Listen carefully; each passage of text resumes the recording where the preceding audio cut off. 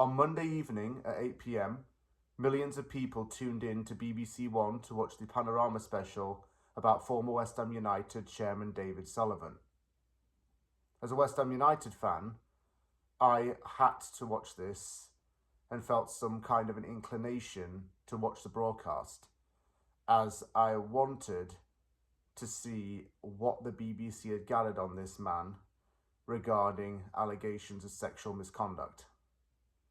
The allegations span across a period of 40 years, and many, many former models and women have publicly come forward to expose his behaviour and have reported him to the police. The allegations have recently become major public knowledge in the mainstream media, so much so that it prompted Sullivan to resign from his position as chairman of West Ham United Football Club. He wanted to take the opportunity to leave the club in order to fight these allegations, whether it be through his own legal counsel or through a court of law. When I found out that this was going to be broadcasted, I had an idea of what to expect. I had somewhat of an idea of what women would say about Sullivan and the height of the allegations to a certain extent. It was only after the broadcast that I, as well as many other viewers, finally came to the understanding that the situation was more severe than first expected. The broadcast itself was very unsettling to watch and at times disturbing. And I want to begin by thanking the women who took the time to speak on camera. Their bravery, courage, and determination to do the right thing can result in the best possible outcome for this case. I cannot commend them enough. They have my utmost respect. The 30-minute long show was absolutely unnerving. Sullivan makes so many admissions on camera, admissions that he made back in the day, without realizing the extent of what he's saying. At the very start of the program, in an older interview, he says that he likes, quote, topless girls. There may be a different way to interpret that. When he says girls, he may be referring to women who are very young and possibly under the age of 18. He's swimming in shark-infested water at this stage and wants to get to safety. So he will try to manipulate the answer in any way he can to avoid detection. I believe that was his strategy. But it just heightened the suspicion. One term that he often used towards these women and even girls, as it has to be put, was special friend. Even the thought of saying that makes me feel uncomfortable on the inside. He is described as a sleazy man, which is putting it very lightly, and somebody who felt like a god. He was untouchable, to use another adjective. One such woman admits that she applied to work for the Sunday Sport to get away from a typical 9-to-5 job. She didn't want to be in a, quote, general 9-to-5 rat race and something a little bit more exciting. She was sent to his photographer and was really excited to do some modelling work in the hope of being paid, possibly starting a career. She went to his mansion in Essex, and she felt uncomfortable in his presence but didn't leave, and felt pressured into following him around the house. She was forced to strip in front of him, and he asked to sit next to her on the bed and said that she had to be a special friend to get a place in the newspaper. She told him that she didn't want to do any other kinds of fetishes or acts for him, and tried to get out of the mansion, but the door was locked in the bedroom. She was let out of the bedroom and just ran out of the house. Sullivan told her, quote, "You're going about it the hard way."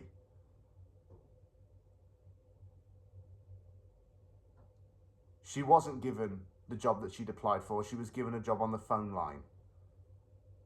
But the meeting scarred her for life. It caused psychological pain. In 2023, she told the police, but they took no further action. And that's a point made. When I heard that the police had taken no further action, it got me thinking, could something have been done about this in the 1980s? He slept with girls who did not want it, and one left with regret because she didn't know if she'd shouted no loud enough. In fact, she couldn't even remember if she said no or "I don't want it." She was in, quote, pure panic mode. And at least 7 other women made allegations, but none resulted in charges. What's even more self-incriminating for Mr. Sullivan is that he admitted that he paid for sex with a girl who was around the age of 16. At West Ham United Football Club, the fans had started to gain some suspicions about him. There was always talk about him. There were several nuances to what had been said. There were several ways to interpret what had been said about him. And the rumours going around were something to look into. I mean, it was pretty much talked about on social media as well. West Ham fans were mentioned there was something wrong with him. Karen Brady, who had been his long-time business partner, left West Ham United with 3 games remaining in the 2025-26 football season. She never once mentioned his name in her resignation statement when it came out on the club website. I think that she's distanced herself from him, but there may be good reason as to why she left the club.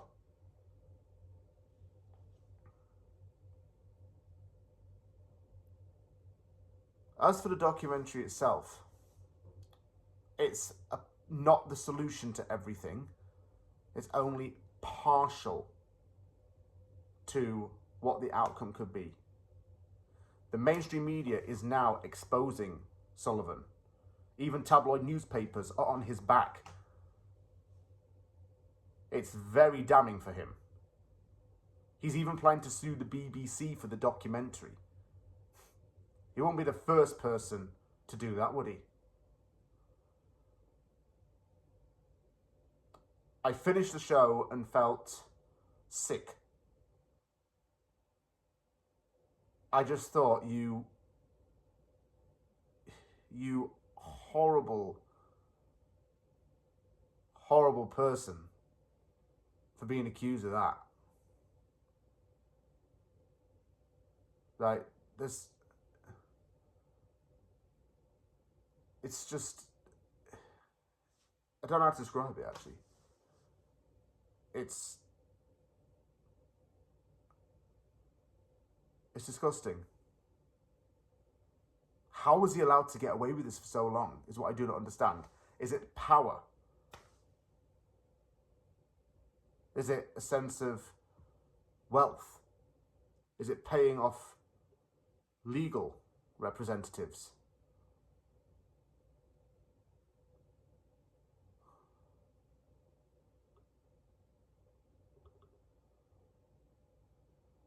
There's something not right about him at all, and we knew it as fans.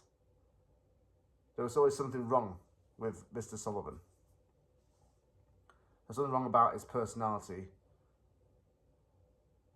And now the FA is going to look into him too and deem that he may never, ever be fit to own a football club ever again.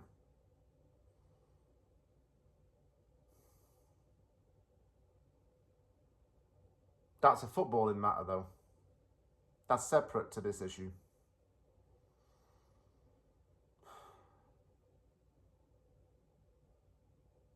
Anybody else who knows anything of his behaviour, I'd encourage you to come forward. Honestly, come forward about it.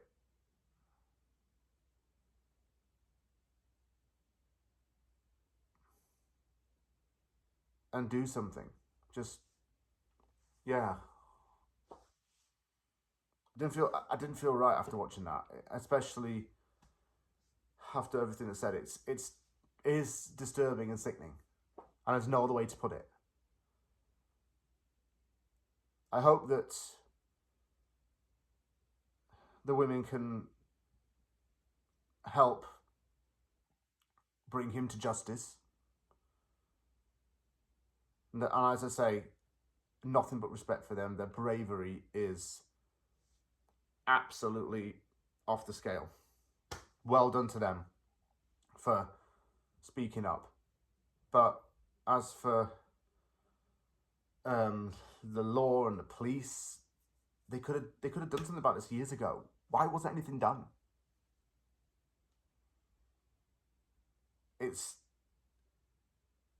That's the real kick in the teeth, really, isn't it?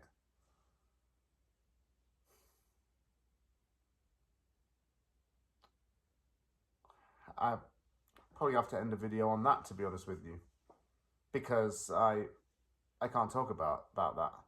But we West Ham fans wanted to watch that for so long, and we were celebrating the fact that this was going to be broadcast on live television, so the whole of the UK could be made aware of what certain powerful figures had known. And now that Mr. Sullivan's been exposed, a hole has been dug. And it's going to get dug deeper and deeper and deeper if more people speak up against him. So, as I say, I encourage anyone who knows anything about him to say something now. We need to bring this man to justice. He needs to face up to what he did. The law must take its fullest course.